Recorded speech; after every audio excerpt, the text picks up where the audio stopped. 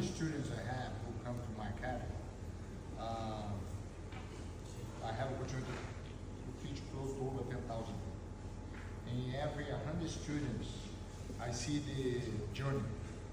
I believe like for every 100 students, maybe 80 will reach to a blue belt.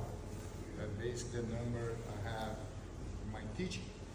When calculate the number percent. Like example, purple belt, around 50 to 60%, brown belt, maybe 25 to 30%, and black belt maybe 3 to 5% of 100% of the 100 students. Now, to get a black belt is a crazy journey. Like I just gave a black belt from one of my students in Ashikuchi, who trained for 15 years, and we did a little filming about that because he went through so much in his life. He didn't quit. He had cancer, he had all kinds of little health issues, broke both legs, but he never quit. He ended up getting his black belt. For him, he was telling us the biggest accomplishment he had beside his career, his family. That is amazing to see somebody reach to that level. But the level I'm talking about is bigger. The level I'm talking about is the quarter belt. The quarter belt is thousands and thousands of people in this journey to get the quarter belt. And for me, it's going to be an honor to give the first quarter belt in Australia for Germany.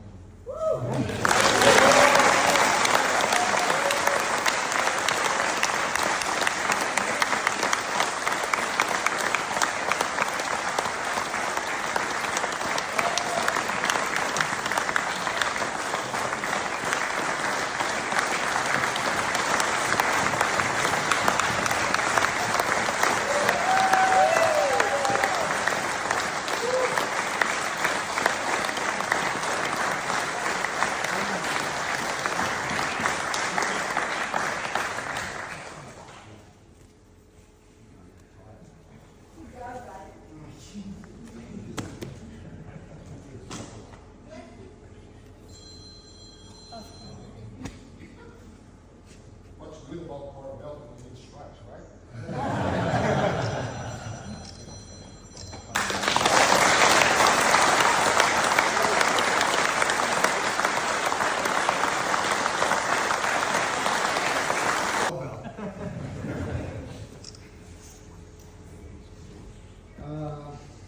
I think this was inevitable, mainly because, just so you should know, friends of mine in America, Dave Meyer, Chris Howard, Bob Bass has his quarter belt, but I started before. I was privileged to teach David Meyer, who's some of you know, his first jiu-jitsu class. I was a purple belt at the time. They were white belts, but I kind of had a bit of a role in their jiu-jitsu. But because I live out here in Australia, I missed out on a couple of years of grading. So this kind of puts it in the right order according to him.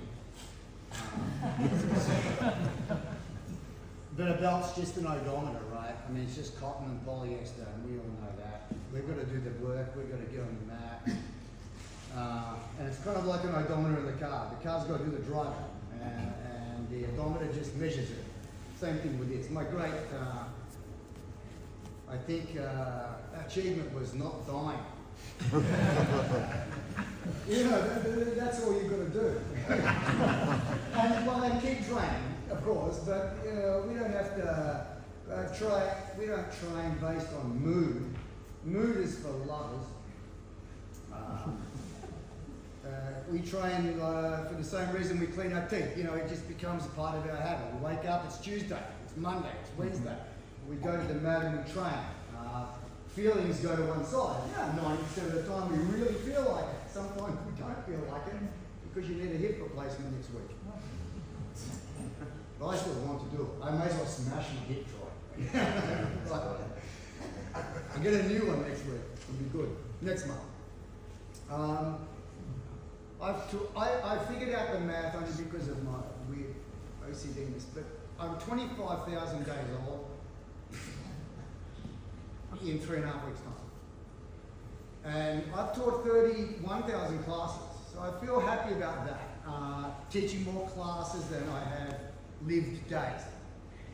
And that is a privilege for me, which all you know. If you're a black belt and you teach people, you eventually work out that it is a real privilege. People are trading their time to spend it in the company of us, hoping that we will add to their, bring value and add to their knowledge. And that's something that I've never taken that lightly. You know, if someone's actually trading some of their precious time to be on the mat with us, we need to step up and do our part of the bargain. So I thought about that. I felt that way as long as I've been a black belt. Prior to that, probably not. Selfish as a young kid. But now I think it's the other way around. I think, well, someone's placing their faith in me to help guide them through their martial arts journey, then the privilege is mine. And I'm sure you all feel like this too, if you teach for any length of time. So I take my job seriously. I am a loyal person by nature, but I was thinking about this last week. I was explaining to someone else about loyalty. You know, we live in a day and age where people can train everywhere, go everywhere. Loyalty is like thin on the ground now, as it was not like that 20, 30, 40 years ago. But I think so I was wondering, where does it come from? I think it comes from gratitude. Like, I think gratitude, actually a lot of things come from gratitude. You know, gratitude is an emotion that is almost like a panacea for all kinds of problems. When we are grateful that we've taken a breath, we're grateful to see our friends who we haven't seen for a while, we're grateful for the food, we're grateful, then you feel better about life. And I'm grateful for all the teaching. Rigan, when he taught me, I was just this inconvenient gringo turning up in 1986, 87 in Brazil. But he gave me his time as if I was part of the family. Never push me to the side and go train with that blue belt over there. He generously gave me his time, didn't have to, and brought me into his family. And so I've been very grateful for that. And from that gratitude flows my loyalty to him. You know, I've got other friends, of course. I train Kai Terra, world-class guys, there's a lot of different people like that. But I know where my home is, and I know who I'm loyal to. I'm sure a lot of you guys probably feel the same way. But anyway, I'm grateful, Rigan, for not for the ridiculously coloured belt. I'm grateful for the time that you've put into me. And I'm grateful to all of my students, without whom none of us could be, you know, we need our students.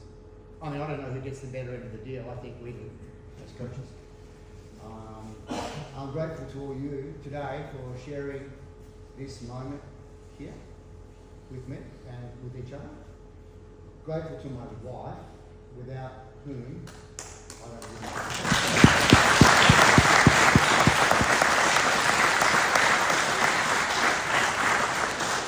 and my son, they're both black belts. Every family's got our two.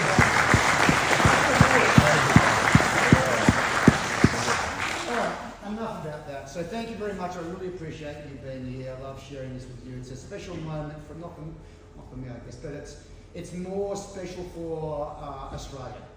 We've done some firsts. It's pretty good for the students and for all of us to share. It's an achievement for us. We've built something big. But no one can build this stuff by themselves. You know, people who think they're self-made, crazy people. No such thing in the world as that. All right, we'll get into it and we'll do some photos now. School owners photo first, black belt photo second, and then we'll start some training. Thank you.